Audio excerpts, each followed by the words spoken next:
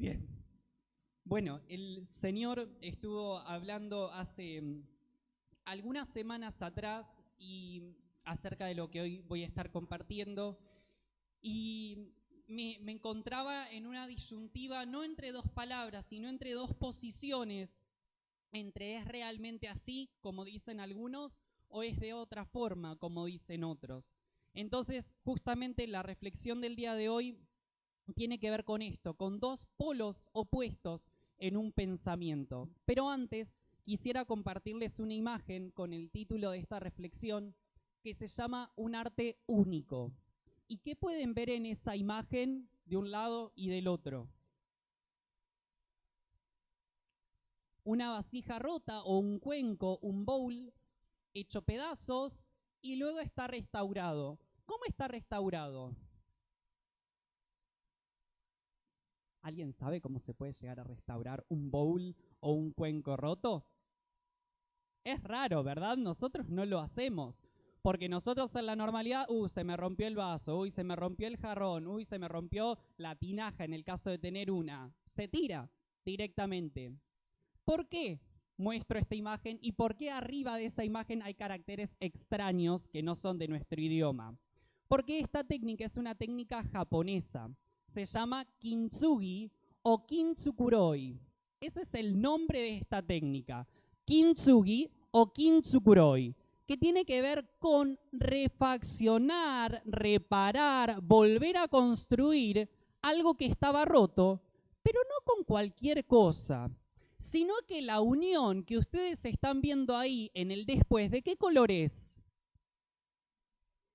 Más claro, amarillo, dorado, dijeron, porque justamente se utiliza una resina que le ponen polvo de oro u oro directamente líquido, que puede mezclarse, crea una mezcla homogénea y se logra esto. ¿Cuál es el sentido de poder hacer esta técnica llamada kintsugi o kintsukuroi, que son lo que está ahí en japonés escrito? Es poder valorizar un objeto aún con grietas, aún cuando está restaurado. Nosotros en Argentina no lo hacemos. Si se rompe, lo tiramos normalmente y no tiene alguna técnica como esta. Si es algo que lo puedo pegar, bueno, lo pego. Pero esto requiere todo un trabajo y una técnica que de hecho kintsugi se traduce para nosotros como la carpintería del oro. Por eso tiene que ver con esto de la construcción o reconstrucción de algo que estaba hecho pedazos y ahora es restaurado nuevamente, pero vuelve a ser el mismo objeto, sigue siendo lo mismo. ¿Y por qué digo que este posicionamiento o este kintsugi me hizo pensar en dos posiciones diferentes? Porque muchos cristianos hoy en día aseguran que el kintsugi o el kintsukuroi es lo que pasa en nuestras vidas. Nosotros estábamos hechos pedazos antes de conocer al Señor y luego el Señor nos restauró, nos hizo lo mismo con oro. Y es una forma poética muy linda de decir eso. Y tal vez al decirlo todos digan, sí, tiene sentido y está bien, porque es cierto que el Señor tomó nuestras piezas y nos convirtió o nos volvió a hacer lo mismo. Pero justamente acá está mi pregunta. ¿Nos volvió a hacer lo mismo? ¿Somos lo mismo después de conocer a Jesús? Entonces allí empecé a investigar un poco en la Biblia y a encontrarme con mucha gente que ya aseguraba que el kintsugi era una excelente explicación de lo que Jesús hacía en nuestras vidas. Pero cuando vamos a la Biblia me encuentro con que no es así. Jesús no toma pedazos rotos, los pega, los junta y los vuelve a construir en lo mismo. Jesús nos convierte en algo nuevo. No volvemos a hacer lo mismo de antes reparado, con grietas de oro, más valorizado. No, volvemos a ser ahora una nueva persona, o empezamos a ser una nueva persona. Por eso quisiera que me acompañen en el libro de Jeremías, ahí Gastón también lo va a estar proyectando, por si alguien no tiene hoy su Biblia. Jeremías capítulo 18, versículo del 1 al 6.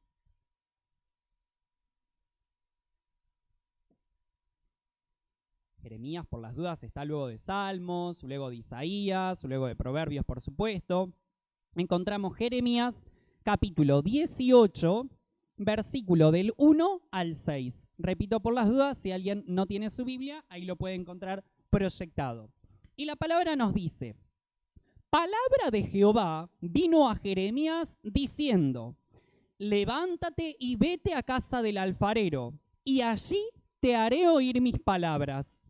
Y descendí a casa del alfarero, y he aquí que él trabajaba sobre la rueda. Y la vasija de barro que él hacía se echó a perder en su mano. Y volvió y la hizo otra vasija, según le pareció mejor hacerla. Entonces vino a mí palabra de Jehová, diciendo: ¿no podré yo hacer de vosotros como este alfarero, oh casa de Israel? Dice Jehová. He aquí que como el barro en la mano del alfarero, así sois vosotros en mi mano, oh casa de Israel. Estas eran palabras directas de Dios, de Jehová, hacia Jeremías. ¿Por qué Dios le habla a Jeremías diciendo esto? Porque el pueblo de Jerusalén y también todos los reyes de Judá en ese momento estaban haciendo todo lo contrario a lo que a lo que Dios estaba esperando de ellos. Estaban fuera de su voluntad. De hecho, Dios en versículos más adelante dice: mi pueblo se olvidó de mí. Directamente no tenían ni siquiera en su mente a Dios. No lo pensaban, no lo tenían en cuenta y por supuesto sus acciones eran malas. Estaban sumidos en el pecado. Entonces Dios habla a Jeremías y le dice: anda a la casa del alfarero y fíjate qué es lo que él está haciendo. Cuando crea una vasija tiene que darle forma, y si algo de esa forma no está bien, hace una nueva. Vuelve y hace otra, porque esa que estaba haciendo no sirve. Entonces estas palabras que él estaba queriendo decir Dios al pueblo de Jerusalén en este momento, que es al que se le está dirigiendo estas palabras, y a los reyes de Judá, ¿qué les estaba queriendo decir? Dos grandes cosas. Primero, yo los creé. Yo soy su Dios. Yo soy el alfarero, yo les di forma y ustedes se están olvidando de mí. Pero también en segundo lugar, Dios les estaba diciendo: tengan cuidado, porque si no son útiles o no se dejan moldear por mí, yo los puedo descartar. Hermano, eso no lo decía el versículo. Bueno, porque en el capítulo 19, palabra de Dios viene a Jeremías y le dice a Jeremías que agarre una vasija, una de las hechas por el alfarero, y se ponga en el centro de la ciudad y la rompa en el piso y le diga al pueblo: esto va a pasar con ustedes si no siguen a Dios o no siguen lo que Dios está esperando de ustedes. Entonces Dios estaba dando una palabra que realmente era fuerte para el pueblo. Pero también hay que tener en cuenta qué estaba haciendo el pueblo. Nada de lo que Dios le agradaba. Estaban completamente por fuera de la voluntad de Dios y se habían hasta olvidado de Dios. Entonces Dios tiene que ir con el mismo calibre o la misma clase de conducta, algo fuerte, algo que choque. Y esas fueron las palabras que Jeremías llevó al pueblo. Pero ¿por qué esta palabra a mí me hace pensar en el kintsugi o kintsukuroi, que yo decía al principio, esta técnica japonesa? Porque hay palabras que la dice Dios mismo, que el alfarero, cuando no le gusta o no le sale la vasija o tiene una imperfección, la vuelve a hacer desde un principio.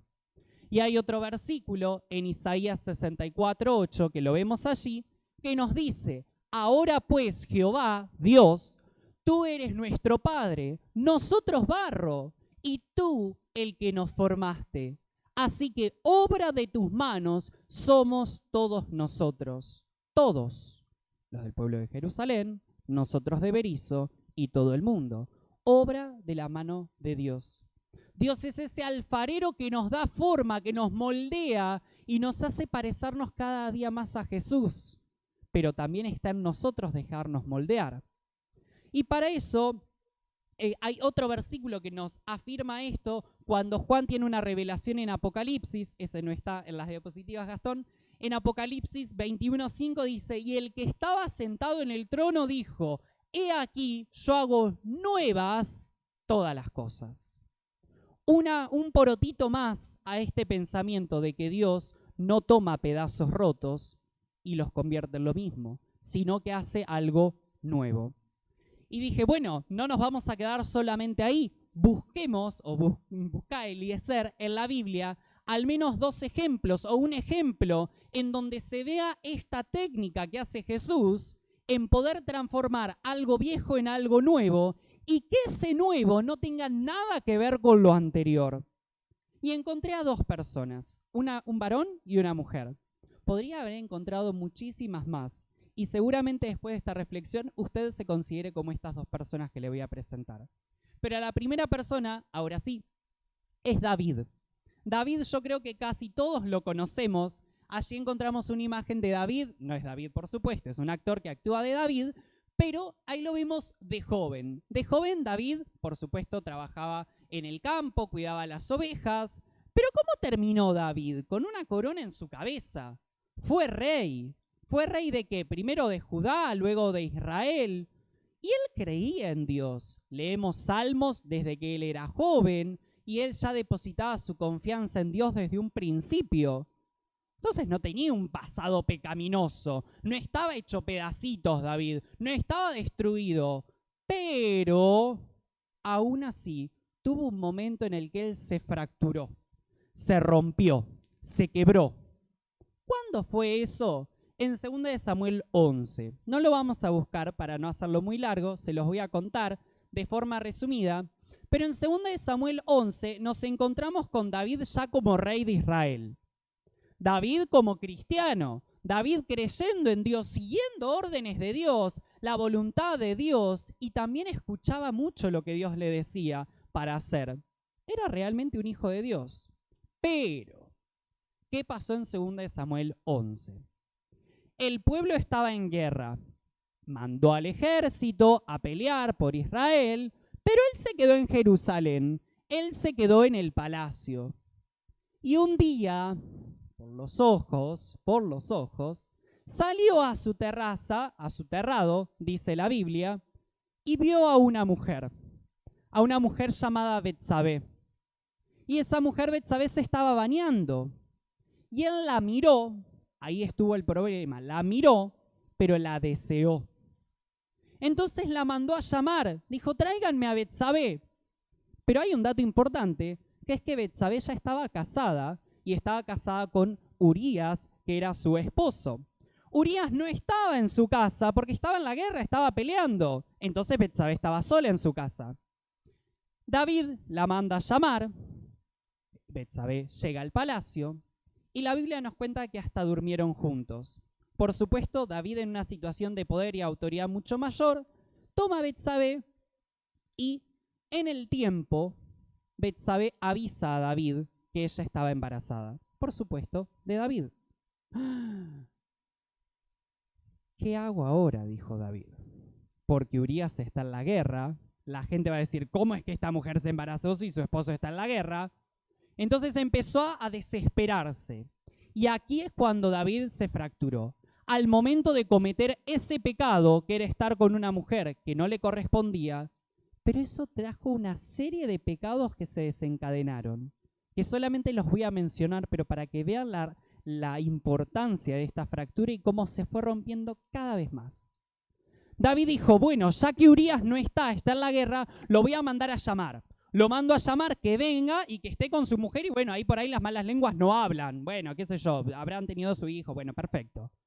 Entonces manda a llamar a Urías viene primeramente al palacio, porque David lo había llamado, y David le dice, bueno, ¿cómo está todo? ¿Cómo está la guerra? ¿Están todos bien? Bueno, anda a dormir con tu mujer.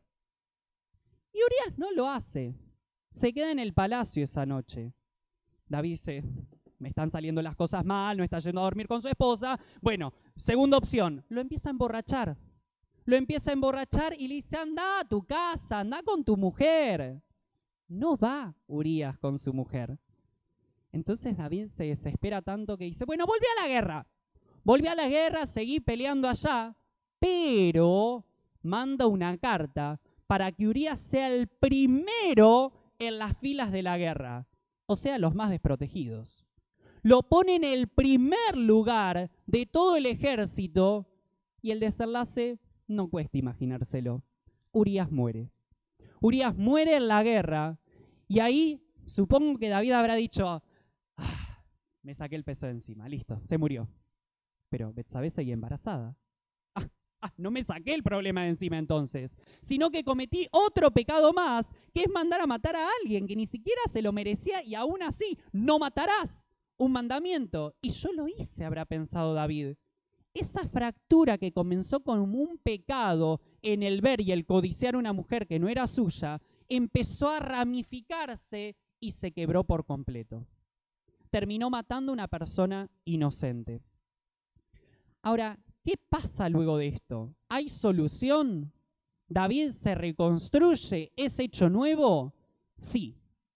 Natán va a David y le dice, en mis palabras, David, lo que hiciste está muy mal. No sé si te diste cuenta. Recién ahí, cuando Natán amonesta a David, David dice, pequé contra Dios. Hice las cosas mal. Me confundí. Y ahí escribe David, y este sí les voy a pedir que me acompañen en sus Biblias, el Salmo 51. Salmo 51 es un salmo que él escribe en arrepentimiento y pidiendo perdón a Dios, reconociéndose como pecador. Si ven el Salmo 51, el título se llama Arrepentimiento y plegaria pidiendo purificación. Salmo de David, cuando después que se llegó a Betsabé, vino a él Natán el profeta. ¿Cuándo escribió entonces esto? Después de que estuvo con Betsabé y después de que Natán le dijo, che, pecaste, te confundiste. Aquí David escribe este salmo. Vamos a leer algunos versículos. Fíjense el primero. Ten piedad de mí, oh Dios, conforme a tu misericordia, conforme a la multitud de tus piedades, borra mis rebeliones. Lávame más y más de mi maldad y límpiame de mi pecado, porque yo reconozco mis rebeliones y mi pecado está siempre delante de ti. Contra ti solo he pecado y he hecho lo malo delante de tus ojos, para que seas reconocido justo en tu palabra y tenido por puro en tu juicio. El versículo 7 dice, purifícame con hisopo y seré limpio. Lávame y seré más blanco que la nieve. El versículo 9 dice, esconde tu rostro de mis pecados y borra todas mis maldades. Crea en mí, oh Dios, un corazón limpio y renueva un espíritu recto de mí. Crea en mí, no restaura, no pegues lo que yo era antes. Crea un nuevo corazón. Y fíjense lo que dice el 13. Entonces enseñaré a los transgresores tus caminos y los pecadores se convertirán a ti. El 15. Señor, abre mis labios y publicará mi boca tu alabanza.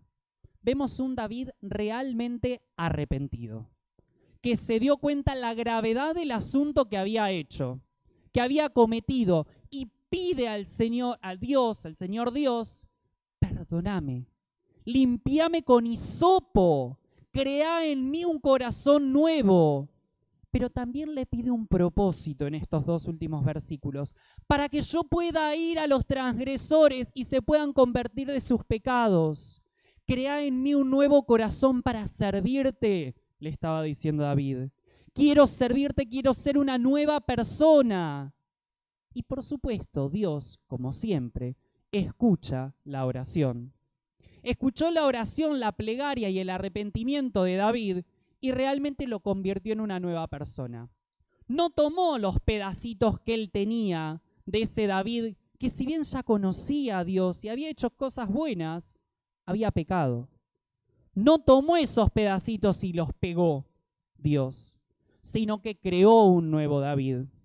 ¿Tuvo su consecuencia David por esto? Sí, por supuesto, tuvo su consecuencia. Pero el favor de Dios estuvo con David. David luego fue un ejemplar como rey, fue tomado como un gran líder. Y gracias, bueno, no les dije, pero el hijo que tenían con Betsabé en esa noche no vivió, sino que murió, pero luego sí tuvieron un hijo, que fue Salomón. Y tal vez alguno conozca sobre Salomón, que fue el que sucedió a David luego, otro rey importante de Israel. Entonces Dios, cuando vio que David se había arrepentido y que había entendido que había pecado, lo convirtió en una nueva persona. No en el mismo de antes restaurado, sino una nueva persona. Ahora, hay un segundo ejemplo, les dije yo.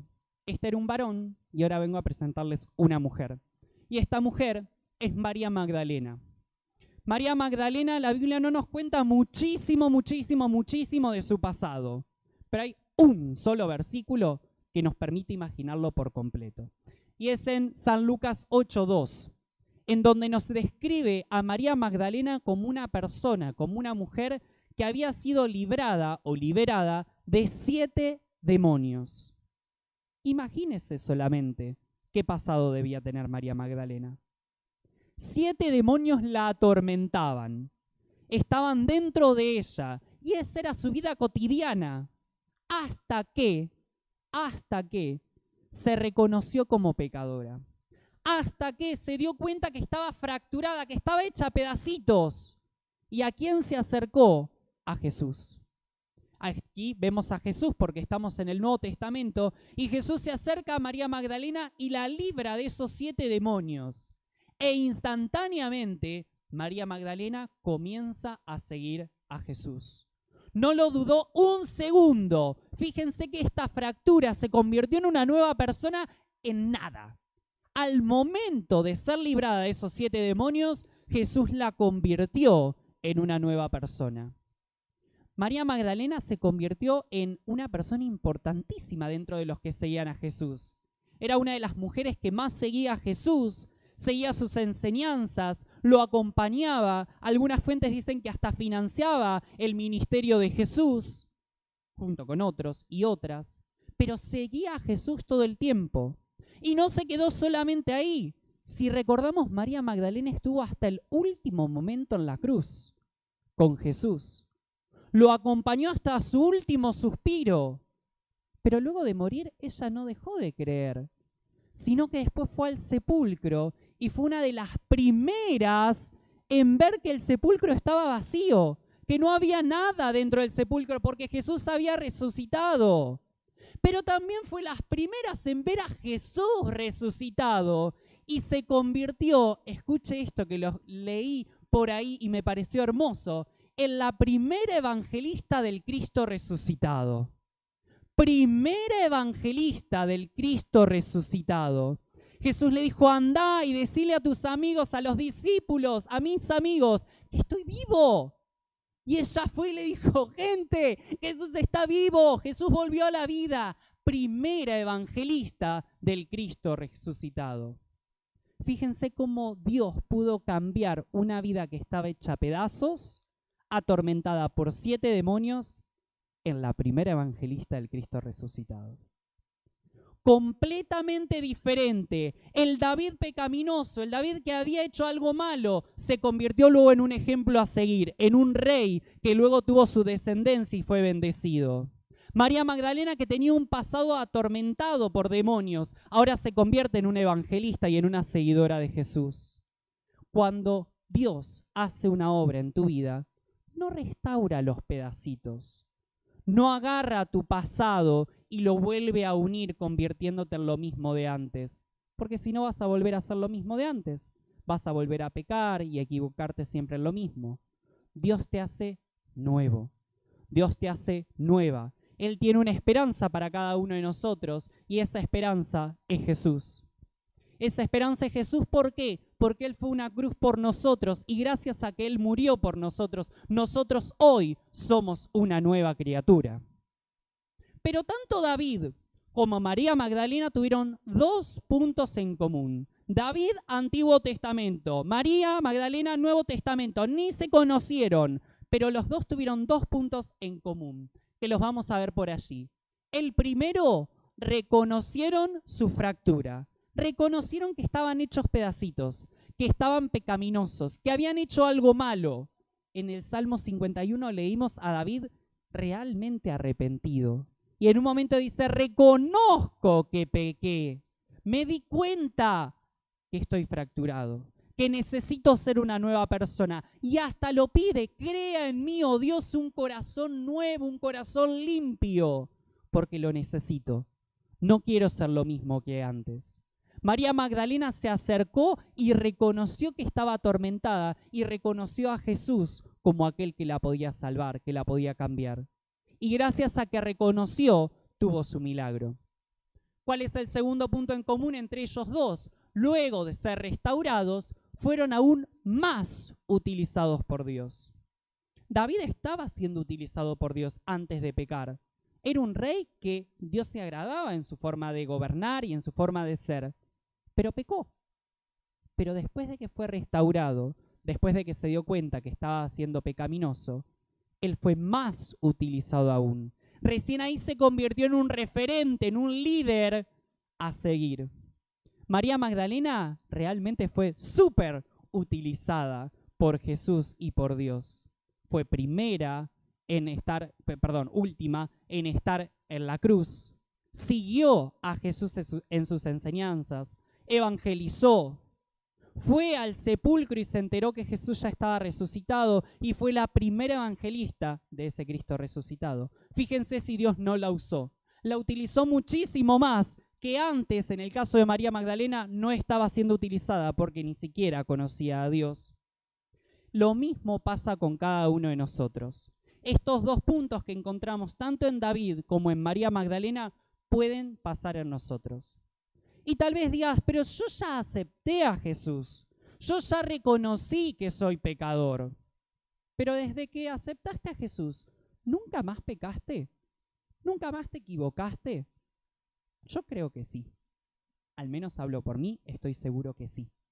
En algún momento, consciente o inconscientemente, seguramente pecamos. Y es lo que le pasó a David. David creía en Dios, seguía a Dios. El favor de Dios estaba con David, pero pecó igual. Y tal vez en esta mañana digas, pero yo ya conozco a Dios hace 30 años, ya está, esta prédica no sirve para mí. Sí, porque todos pecamos. Y todos estamos separados, destituidos de la gloria de Dios. Entonces, realmente en esta mañana, el punto importante para que te lleves a tu casa, para que sigas analizando esta semana es, ¿me reconozco como pecador o me creo que ya está? Dios ya me salvó, ya tengo la redención, ya tengo la vida eterna, o sigo reconociéndome como pecador, como persona que se equivoca, como persona humana que puede fracturarse. Soy débil, me puedo equivocar. Es difícil decirlo, ¿no? Porque a veces el ego juega una mala pasada. Dependo de Dios. También es difícil decirlo a veces, porque queremos solucionar todo nosotros. Y no es así. No podemos hacer todo nosotros. Realmente dependo de Dios. Realmente soy pecador.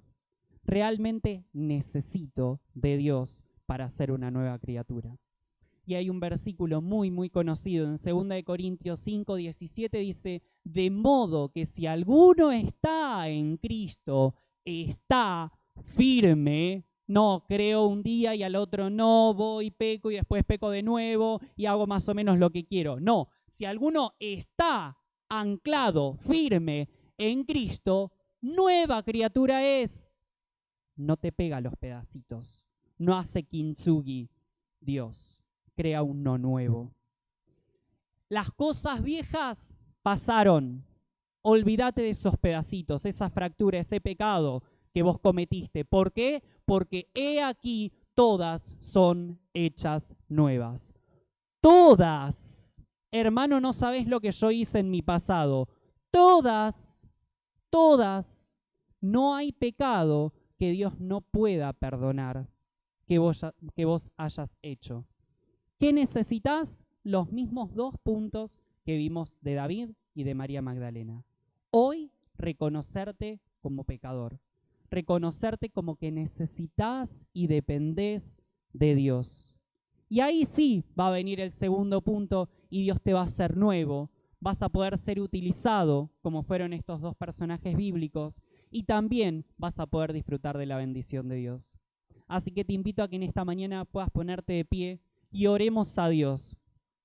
y que tu oración no sea gracias Dios por este día o gracias por mi familia, porque ya lo hicimos durante la reunión, sino que esta oración vos tomes el tiempo de decirle, Dios, te necesito. Dios, dependo de vos. Dios, sin vos no puedo hacer nada, porque el pecado yo no me lo puedo perdonar solo. Vos sos el único que me puede perdonar. Soy pecador y necesito de tu ayuda para poder ser esa nueva criatura. Pedíselo al Señor creyendo con todo tu corazón, porque si no, no tendría sentido esta oración que yo te obligue a hacerla. Hacela si realmente estás convencido y dispuesta a decirle a Dios, te necesito. Gracias, Señor Jesús, te damos por esta palabra. Gracias porque podemos entender que necesitamos de ti. Que estamos tal vez rotos, que estamos hechos pedacitos, que estamos en un mundo pecaminoso y muchas veces pecamos.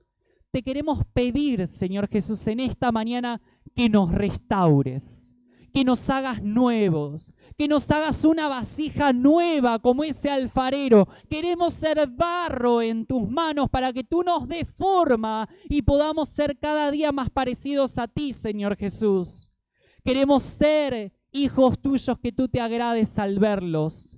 Queremos que tú nos restaures por completo y sabemos que cuando tú nos restauras lo haces de una forma perfecta. Te olvidas de nuestro pasado, te olvidas de aquel pecado, te olvidas de aquellos pedacitos que quedaron de nosotros y nos conviertes en una nueva criatura en ti y para tu gloria. Te pedimos, Señor Jesús, que cada día de nuestra vida podamos realmente entender y declarar con seguridad que dependemos de ti. Que sin ti y sin tu perdón nada podemos hacer. Te queremos pedir, Señor, que nos perdones, que nos limpies, como con hisopo que decía David, saca todo aquello que está en nuestra vida, que nos está separando de ti, purifícanos y crea un corazón limpio en nosotros. Crea un nuevo corazón, un nuevo Eliezer, una nueva María, un nuevo Juan, una nueva persona, un nuevo discípulo, para que tú nos puedas utilizar para tu gloria. Que podamos ser luego de esta transformación, este perdón que proviene de ti, como David y como María Magdalena, ser utilizados por ti y para ti, para poder anunciar las virtudes, Señor Jesús, a aquel que lo necesita, para poder ir y predicar, para poder convertirnos en evangelizadores del Cristo resucitado, para poder ir y contarle a todos quién nos restauró, quién nos hizo nuevos, quién tomó esos pedazos, los tiró y convirtió a una nueva persona. Gracias, gracias, gracias, Señor Jesús, por tu obra en la cruz. Gracias porque con esa sangre derramada en el madero y ese cuerpo depositado en esa cruz, nosotros hoy tenemos la redención y el perdón de pecados. Gracias, Padre Santo. Gracias, Hijo. Gracias, Espíritu Santo. Te damos toda la gloria, toda la honra y toda la alabanza a ti. En el nombre de Jesús. Amén y amén. Y así como estás, a capela, vamos a cantar una canción muy conocida que nos dice: yo quiero ser, Señor amado, como el barro en las manos del alfarero. Toma mi vida y hazla de nuevo. Yo quiero ser un vaso nuevo. No el viejo, no pegado con resina, uno nuevo para tu gloria. Yo quiero ser, Señor amado, como el barro en las manos del alfarero. Toma mi vida y hazla de nuevo. Yo quiero ser, yo quiero ser un vaso nuevo. Yo quiero ser, Señor amado, como el barro en las manos del alfarero.